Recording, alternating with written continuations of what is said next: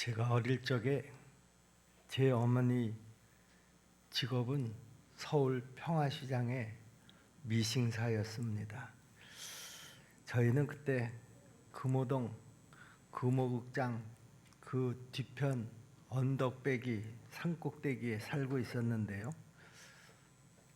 이렇게 성탄절과 신년 대목이 오게 되면 저희 어머니는 아침 새벽 6시에 나가셨다가 밤 11시, 12시에 들어오시곤 했는데요. 그때 저희 어머니가 타고 다니던 버스는 제1역의 155번 버스였습니다. 그 버스를 타시고 새벽에 나가셨다가 그리고 밤늦게 들어오시곤 했습니다. 그런데 저는 한 밤 9시쯤만 되면 벌써 엄마를 기다리려고 버스 정류장으로 달려나가곤 했습니다. 혹시 또 오늘은 조금 일찍 오지 않을까 하는 그런 기대감이 있었기 때문에 그렇게 조금 일찍 버스 정류장에 가 있었습니다. 뭐 일찍 오시지 않아도 저는 상관이 없었습니다. 버스 정류장 주변에는 볼 것이 많이 있었기 때문에 뭐 한두 시간, 두서너 시간 기다리는데도 별로 심심하지 않았던 것 같습니다. 특히 버스 정류장 길 건너편에는 금호극장이 있었습니다. 그 극장에 광고판이나 또 극장을 드나드는 사람들을 보고 있노라면 내가 극장을 들어가서 영화를 보고 나오는 것처럼 그런 그 흥분감이 내 마음속에 있어서 뭐 나름대로는 즐거웠습니다. 그런데 제가 이곳저곳을 정신없이 둘러보다가도 버스 정류장에 155번 버스만 들어오면 그 버스에서 내리는 사람들을 한 사람도 놓치지 않고 저는 살펴보았습니다. 그렇게 얼마를 기다리다가 버스에서 내리는 엄마를 발견하면 그렇게 반가울 수가 없었습니다. 제가 태어나서 지금까지 사람을 기다리면서 그렇게 반가웠던 기억은 별로 없었던 것 같습니다. 얼마를 그렇게 기다린 저에게 저희 어머니는 꼭 제 손을 꼭 붙잡으시고 그 정류장 옆에 리어커 상인에게서 엿 한 개라도 꼭 사주시곤 했습니다. 아마 어쩌면 저는 그 엿 한 가락을 기대하고 그렇게 밤늦은 시간에 2시간, 3시간을 기다렸었던지도 모르겠습니다. 지금 생각해 보면은요, 우리가 누군가를 기다릴 수 있다라고 하는 것은 참 행복한 일이라고 생각을 합니다. 또 누군가를 우리가 기다릴 수 있다라고 하는 것은 그것이 희망이 아니겠습니까? 여러분들은 그런 기다림의 대상이 있는지 모르겠습니다. 여러분들은 더 나은 내일을 바라보고 소망하는 그런 기쁨이 있으신가? 그런 말입니다.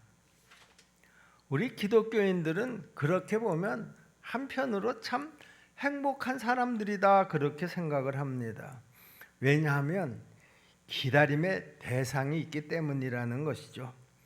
그래서 기독교인들의 의식 속에서는 늘 예수님의 재림을 의식하면서 살아가야 합니다.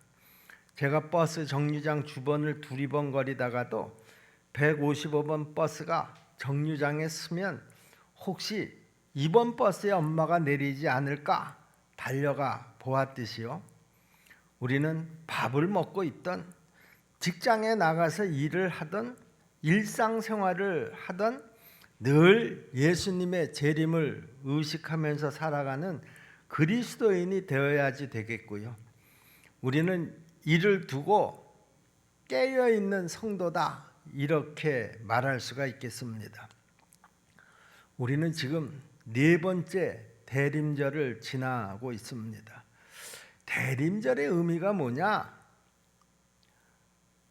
간단하게 그 주제를 말씀드리면 영적 각성과 자기의 신앙을 점검하는 계절이다, 이렇게 말씀드릴 수가 있습니다. 제가 지난 대림주일 3주간을 보내면서 성경의 이곳저곳에서 그 여러 가지 그 주제를 가지고 대림절에 관한 설교 말씀을 드렸습니다마는요, 그 설교 말씀을 다 종합을 해서 결론적으로 이야기를 한다고 하면 대림절의 의미는 2가지 정도로 크게 나누어서 말씀을 드릴 수가 있겠습니다.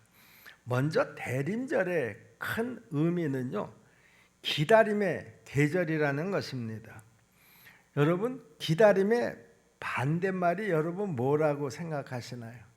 기다림의 반대말, 안 기다림입니까? 나는 안 기다려, 오거나 말거나. 그게 기다림의 반대말일까요? 저는 기다림의 반대말은 조급함이다, 이렇게 말씀을 드리겠습니다. 조급한 사람은 절대로 기다릴 수가 없습니다. 기다리다가도 포기해버리고 마는 것이죠. 3초의 여유라고 하는 글을 읽어봤었는데요, 거기에 이런 글이 있었습니다. 여러분이 엘리베이터를 타면 그 닫기를 누르기 전에 3초만 더 좀 기다리세요. 누군가 급히 엘리베이터를 탈 사람이 급히 오고 있을지 모르니까요. 여러분이 차를 운전할 때 출발 신호가 보이거든 앞차가 그때 잠깐 멈춰 있어도 경적을 빵빵 울리지 말고 3초만 기다려 주세요. 그 사람은 지금 인생의 중요한 기로에서 갈등을 하고 있을지도 모르니까요. 또 내 앞에 끼어드는 차가 있다고 하더라도 3초만 서서 기다려 주세요. 그 사람의 아내가 정말 아파서 총각을 다투면서 지금 병원으로 가고 있을지도 모르니까요. 그런데 우리들은 참 기다리지를 못합니다. 조급한 것이 언제나 우리의 문제이기도 합니다. 그렇기 때문에 우리는 이 대림절에 그 기다림의 지혜, 그 기다림의 미덕을 좀 확실하게 배울 수 있어야 될 것 같습니다. 여러분, 산모는요, 아이를 임신하면 출산하기까지 좋든 싫든 10개월을 기다려야 하는 것입니다. 만약 10개월을 기다리지 못하고 출산을 해버리면 우리는 그런 아이를 미숙하다, 그렇게 부릅니다. 우리가 건축을 할 때도요, 완공을 너무 서두르지 말아야 합니다. 왜냐하면요, 부실공사가 되기가 십상이기 때문에 그렇습니다. 부실공사는 늘 붕괴 위험에, 위기에 시달리게 되어 있습니다. 성경은 이 기다림의 역사를 우리에게 예를 들어서 잘 소개해 주고 있습니다. 여러분, 아브라함을 아시죠? 아브라함은 아들 이삭을 낳기까지 25년 동안이나 기다려야만 했습니다. 야곱은요, 집을 떠난 이후에 고향에 돌아오기까지 21년이라고 하는 긴 세월을 기다려야만 했습니다. 요셉은 형들의 미움을 받고 애굽의 노예로 팔려갔었는데요, 그는 애굽의 국무총리가 될 때까지 13년이라고 하는 세월을 기다려야만 했습니다. 이스라엘 백성은 하나님께서 약속하신 가나안 땅에 들어가기 위해서 40년의 세월을 기다렸습니다. 모세는 이스라엘의 영적 지도자가 되기까지 80년이라고 하는 세월을 기다리고 준비해야만 했었던 것입니다. 여러분, 그렇기 때문에 신앙이라고 하는 것이 뭡니까? 신앙을 한마디로 요약을 해서 말해보라 그러면은요, 이렇게 말할 수가 있습니다. 신앙이라고 하는 것은 하나님의 약속을 믿고 기다리는 것이다. 그것이 바로 신앙입니다. 오늘 우리가 읽은 하박국 2장의 말씀에는 어떤 내용이 있었나요? 신흥 바벨론 제국이 막 부상을 하고 아수르라고 하는 제국이 멸망을 해가던 그런 시기였습니다. 그리고 바벨론은 이제 유다를 침공하려고 만반의 준비를 갖추고 있었던 그런 때였습니다. 그러므로 유다 백성들은 바벨론의 공격에 대한 소식을 들으면서 그야말로 사시나무 떨듯이 두려워하고 있을 때였습니다. 그때 하박국 선지자는 하나님 앞에 이런 몇 가지 질문을 가지고 나가서 기도합니다. 하나님, 어떻게 바벨론 같은 악한 자가 이렇게 득세를 하고 잘 되는 겁니까? 어떻게 하나님의 백성인 이 유다 백성이 이런 고난을 당해야지 되는 겁니까? 그리고 이 하나님의 백성인 유다 백성을 하나님께서 징계하시는데 하필이면 저렇게 형편없는 이방인들을 들어서 사용하시는 겁니까? 이런 질문을 가지고 하박국 선지자는 하나님 앞에 나아가서 호소를 합니다. 그때 하나님께서 말씀하십니다. 하박국 2장 3절을 보세요. 이 묵시는 정한 때가 있나니 그 종말이 속히 이르겠고 결코 거짓되지 아니하리라. 비록 더딜지라도 기다리라. 지체되지 않고 반드시 응하리라 그랬습니다. 오늘 이 하박국 선지자의 질문에 하나님께서 우회적으로 대답을 하고 계시는 것입니다. 지금은 바벨론이 부상하고 그들이 너희 민족을 괴롭힐지라도 그렇게 오래 가지는 못할 것이다. 내가 반드시 너희들에게 메시아를 보내줄 것이고 메시아가 이스라엘에 영원한 자유와 해방을 줄 것이다. 우리 사랑하는 십정동계 성도 여러분, 여러분은 오늘 무엇을 그리고 누구를 기다리면서 살아가고 계시나요?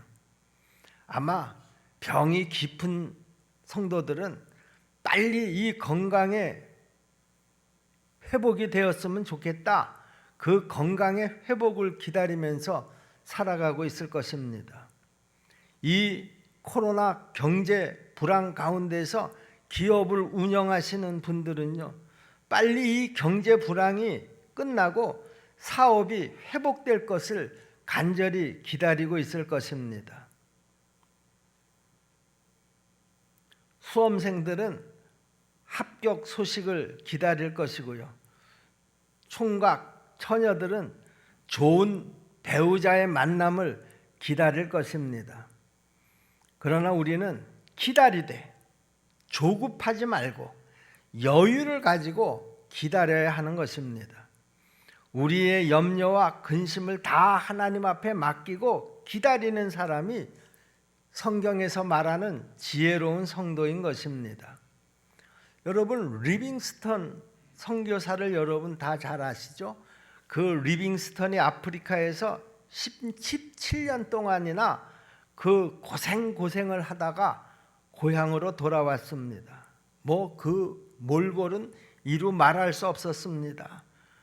비쩍 마른 몰골에 모든 사람들이 깜짝 놀라서 리빙스턴에게 물었습니다. 아니, 당신같이 연약해 보이는 사람이 어떻게 그 아프리카 맹수들이 우글거리는 곳에서 17년 동안이나 견딜 수가 있었습니까? 그때 리빙스턴이 이렇게 말했습니다. 바로 저는 이 예수님의 말씀 때문에 17년을 견디고 버틸 수가 있었습니다. 볼지어다 내가 세상 끝날까지 너희와 항상 함께 있으리라. 저는 이 말씀 때문에, 저는 이 말씀을 꼭 붙잡고 그 오지에서 맹수들과 싸우면서 복음을 증거할 수가 있었던 것입니다. 이렇게 대답했습니다. 여러분, 오늘 우리도 하나님께서 여러분들과 함께 하신다라고 하는 이 약속의 말씀을 가지고 그 약속의 말씀을 기다리면서 더 좋은 미래를 바라보고 소망 가운데서 살아가기를 주님의 이름으로 축복합니다. 우리의 조급함보다는 믿음으로 우리는 여유를 가지고 기다릴 줄 아는 지혜가 지금 이 시대 이 시간에 절실하게 필요한 것입니다. 여러분이 예수 그리스도의 재림을 기다리면서 하나님의 약속을 믿고 소망 가운데 내가 오늘 기도할지라도 때로는 그 응답이 늦어서 마음에 낙심이 되고 좌절할 때도 물론 분명히 있으리라고 생각을 합니다.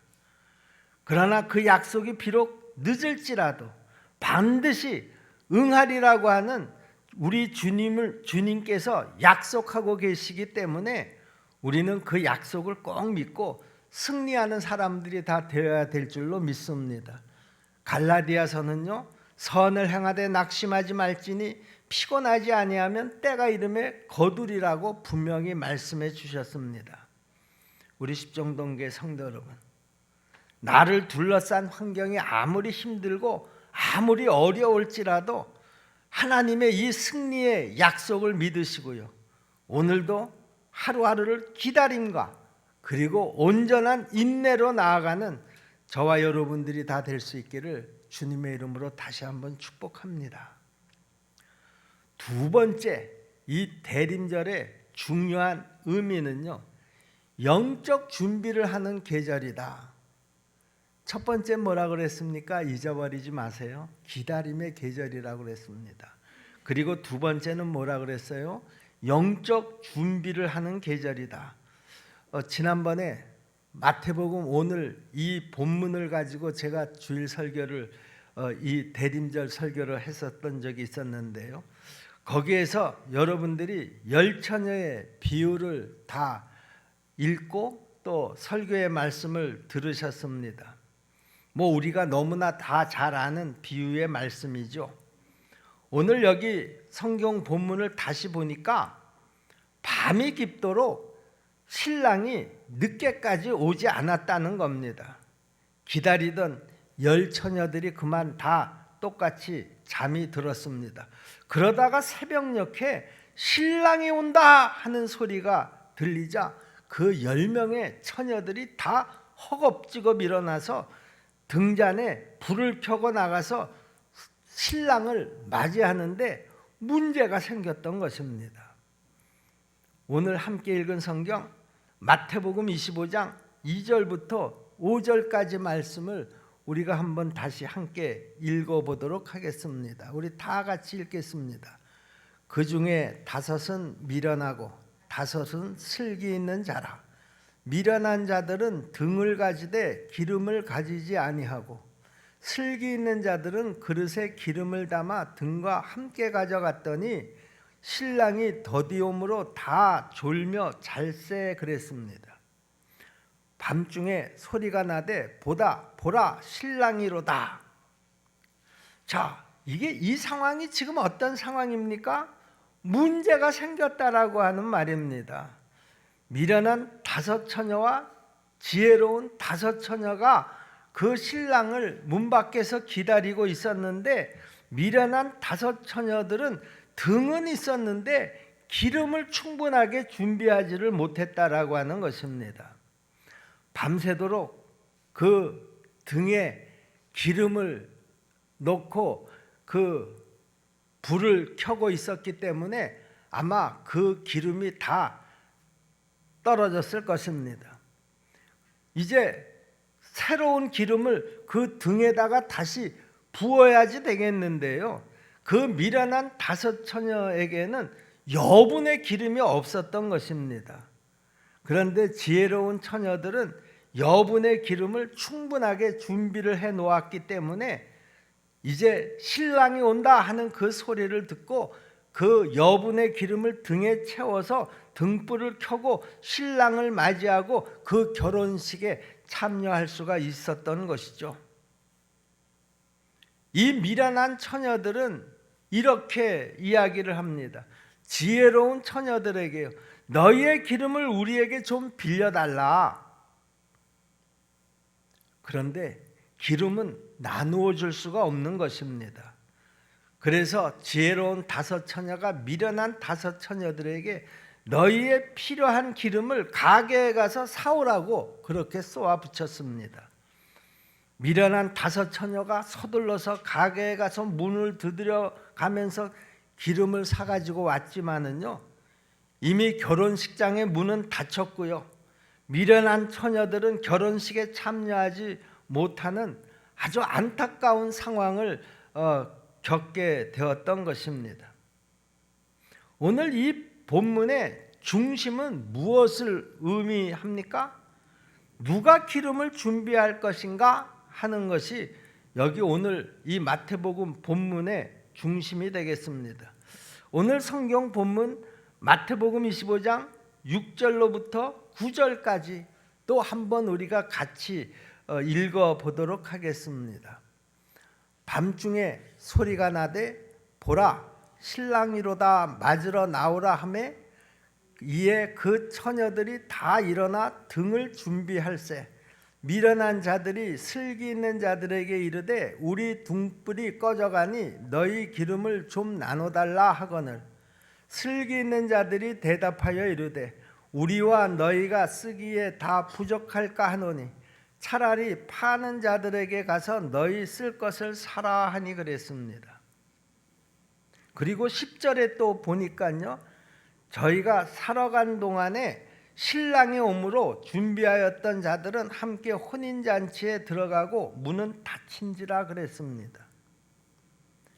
나중에 미련한 다섯 처녀들이 와서 문을 열어달라고 아무리 문을 두드렸지만 그 결혼식장의 문은 열리지 않았다라고 하는 것입니다. 그래서 신랑은 그들을 가리켜서 내가 너희를 알지 못하노라, 나하고 아무 상관도 없다, 이렇게 말을 합니다. 여기서 신랑은 누구를 의미합니까? 바로 예수 그리스도를 의미하는 것입니다. 이 땅에 다시 오실 재림의 주림을 기다리는데 여기에 바로 기름이 필요하다라고 하는 것이죠. 등과 기름이 있습니다. 제가 지난번 시간에 이 등과 기름의 의미를 말씀드렸던 것 같은데요, 등과 기름이 무엇을 의미합니까? 등은 우리 신앙생활의 형식을 가리키는 것입니다. 우리가 이렇게 하나님 앞에 나와서 예배를 드린다든가요, 또 아니면 하나님 앞에 기도를 한다라고 한다든가요, 또 아니면 함께 찬양을 한다든가요, 또 함께 봉사를 한다라고 한다든가요, 이렇게 눈에 보이는 외형적인 모습, 이것을 우리는 등이라고 이렇게 생각할 수가 있습니다. 자, 그런데요, 지금 우리가 이렇게 모두 한 자리에 앉아서 하나님 앞에 예배를 드려도요, 이 예배도 사실은 똑같은 예배가 아니라는 것이죠. 지금 여기 이렇게 한 자리에 앉아서 우리가 예배를 드리지만 어떤 사람은 지금 이 예배를 드리면서 다른 생각으로 머릿속이 꽉 차 있는 성도도 있을 것입니다. 그런데 어떤 사람은 정말 성령이 충만해서 내가 이 예배를 통해서 하나님과 깊은 영적 교제를 나눠야지 되겠다, 아니 그 하나님의 임재를 경험하면서 하나님과 지금 아주 깊은 영적 교제를 나누고 계시는 분도 있을 것이라고 생각을 합니다. 신앙의 형식이 아니라 신앙의 내용, 신앙의 질을 지금 우리에게 묻고 있는 것입니다. 그것이 바로 우리가 준비해야 할 기름인 것이죠. 우리가 주님 앞에 서게 될 때 주님께서 반드시 우리에게 물으실 것입니다. 내가 얼마나 진실한 삶을 살았느냐? 내가 얼마나 사랑으로 형제를 사랑했느냐? 너희가 얼마나 참된 믿음으로 주님 앞에 나와서 봉사하고 주님 앞에 나와서 예배하고 주님 앞에 나와서 기도했느냐? 이렇게 물으실 것이라는 것이죠. 외형적인 것은 눈으로 우리가 볼 수 있지만은요, 여러분, 이 기름은 우리가 눈으로 볼 수 없는 것입니다. 주님은 바로 사람의 눈으로 볼 수 없는 그것을 가지고 나를 판단하실 것이라고 하는 사실이죠. 그날에는 내가 가지고 있는 어떤 타이틀, 교회 안에서의 직분 뭐 이런 것도 별로 저는 중요하지 않을 것이라고 생각을 합니다. 우리가 그 심판장 되시는 주님 앞에 설 때 나는 목사였습니다. 만약에 그렇게 내 직분을 얘기한다고 하면 아마 주님은 저한테 그렇게 물으실 것입니다. 내가 목사로서 하나님 앞에 얼마나 진실하게 살았느냐? 네가 목사로서 하나님 앞에 얼마나 깊은 기도를 했느냐? 아마 이렇게 물어보실 것입니다. 저는 장로인데요. 그러면 너는 장로로서 어떻게 삶을 살았느냐? 이웃들하고의 관계를 맺으면서 살았느냐? 아마 물어보실 거라고 생각합니다. 뭐 권사든 집사든 다 마찬가지입니다. 직분이 별로 중요하지 않다라고 하는 것입니다. 중요한 것은 내가 어떤 내면의 신앙의 질을 가지고 하나님을 섬기고 교회를 섬겨왔느냐, 이렇게 하나님은 우리에게 물으실 것이라는 것이죠. 여러분, 이게 바로 기름입니다. 여러분, 여기 열 처녀들은 누구를 가리키는 말일까? 여기 지상의 교회와 이 교회 안에 있는 우리 모든 성도들을 다 가리키는 것입니다. 지혜로운 교회는 등과 기름을 충분하게 준비해서 우리 주님을 맞이할 수 있겠지만은요, 지혜롭지 못한 교회는 기름이 부족해서 그 신랑의 결혼잔치에 참여할 수가 없게 될 것이라는 것이죠. 그렇기 때문에 성도들은 바로 오늘 지금 기름을 준비하고 깨어 있어야 된다라고 하는 말입니다. 깨어 있는 성도들만이 그 기름을 준비할 수가 있고요. 주님이 오실 때 언제든지 나가서 주님을 맞이할 수가 있을 줄로 믿습니다. 오늘 성경 본문의 13절 말씀을 우리가 같이 보겠습니다. 그런즉 깨어 있으라, 너희는 그날과 그 시를 알지 못하느니라. 오늘 이 비유의 결론이 뭡니까? 깨어 있으라 라고 하는 것입니다. 깨어 있으라. 우리가 지금 하루하루를 살아가고 있지만은요, 그 하루하루가 언제나 주님과 교제하는 삶이요, 주님의 재림을 의식하는 삶이 바로 깨어있는 삶이라고 말할 수가 있는 것입니다. 하박국 2장 1절 말씀을 보니까요, 내가 내 파수하는 것에 서며 성루에 서리라, 이렇게 하박국 선지자가 말하고 있습니다. 여러분, 성루에 선다라고 하는 말이 무슨 말입니까? 외적이 공격해 들어올 것인지 언제나 그 성루에서 항상 깨어서 긴장하고 있는 모습을 의미하는 것입니다. 여러분, 우리가 살아가는 삶에는 두 개의 종말이 있다는 것을 여러분들이 꼭 기억하셔야 합니다. 하나는 역사의 종말입니다. 그리고 또 하나는 개인의 종말입니다. 역사의 종말은 재림의 주이신 예수 그리스도께서 이 땅에 오셔서 하나님 나라가 완성되어지고 새로운 나라가 세워지는 것, 이때를 우리는 역사의 종말이다, 이렇게 이야기합니다.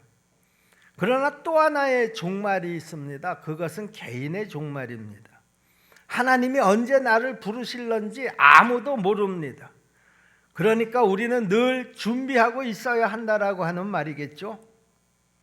주님이 언제 나를 부르시더라도 내가 부끄러움 없이 주님 앞에 설 수 있는 그런 신앙의 준비가 우리에게 필요하다라고 하는 것입니다. 이것이 바로 개인적인 종말입니다.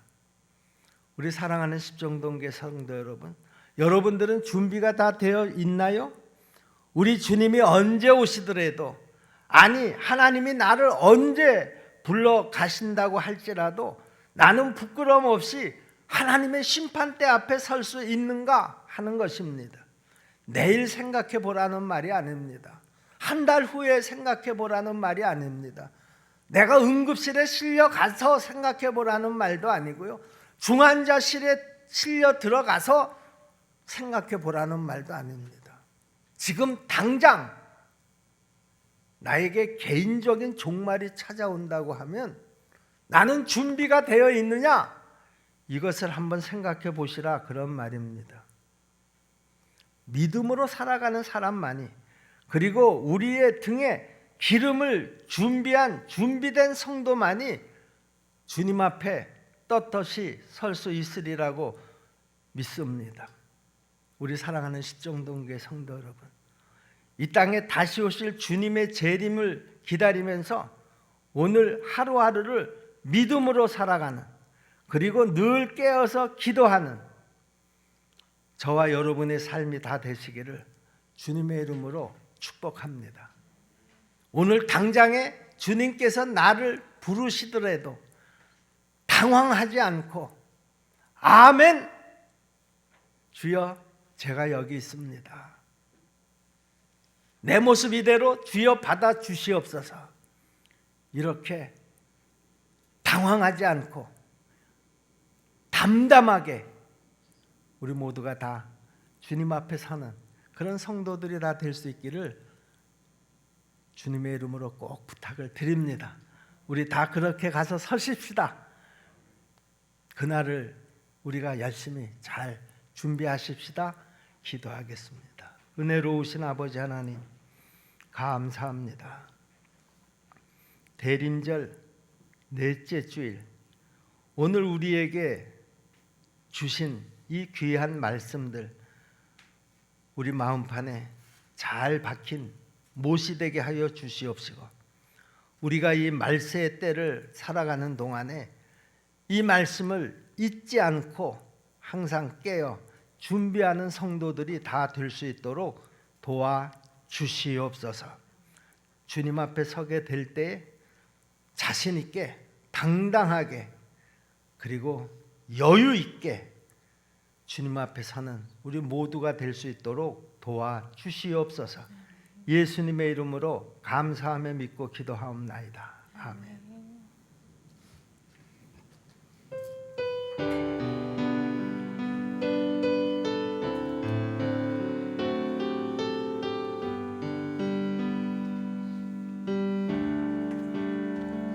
언제나